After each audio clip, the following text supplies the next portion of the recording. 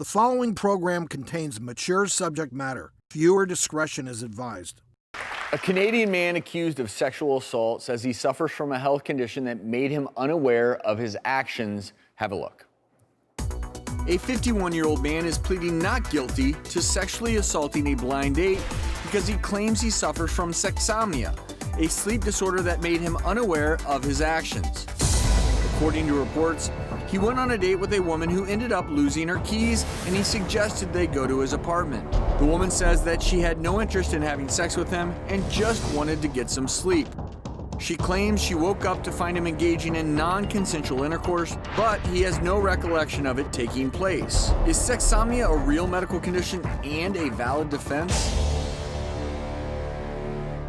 Sleep expert and clinical psychologist Dr. Michael Breus is joining us today, and I heard a lot of what in the world? Sexsomnia, is this a real thing, and if so, what is it? So it is a real thing. There's over almost 100 cases have now been documented.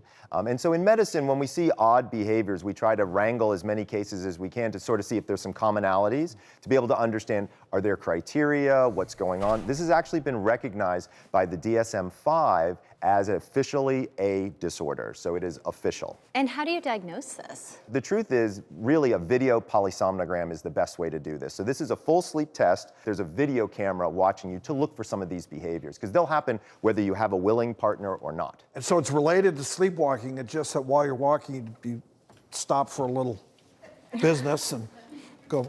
Pretty much, and that's sort of the situation. Is many of these people say that they don't know that they're participating in this behavior, but to be fair, there's usually a history. So the person's a known sleepwalker or a known sleep talker.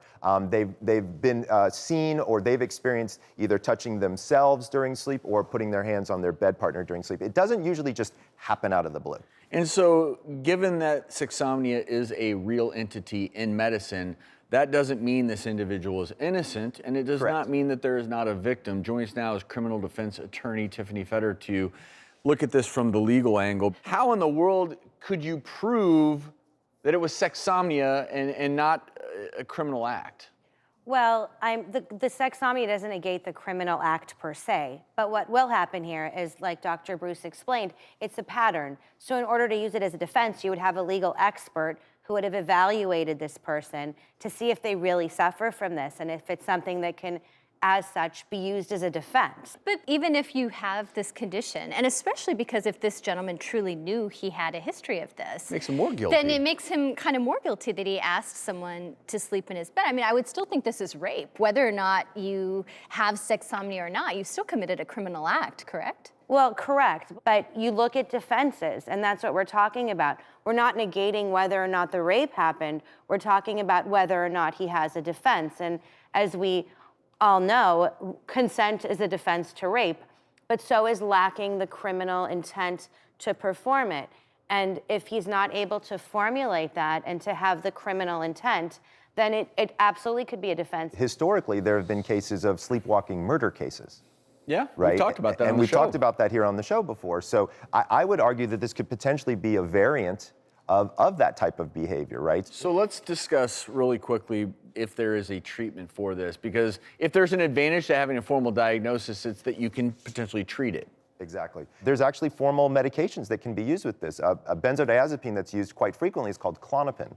This is a medication that's used for sleepwalking, for sleep talking, for a lot of different types of sleep-related parasomnic behaviors that we can do out there. So getting good sleep, education, looking into the medical, potential treatments, and by the way, go see a sleep specialist, right? Who's a neurologist, preferably, who deals with these kind of weird things that happen in your sleep, right? Because they have experience with it, and they can also continue to calm you down, educate you, educate your family, and really start to move you through the process. And don't bring strange people to Yes. sleep in your bed if Well, you and to know be you clear, suffer from this is not a right? one-time situation. There has to be a historical component to this. We have to see that for a decent amount of time.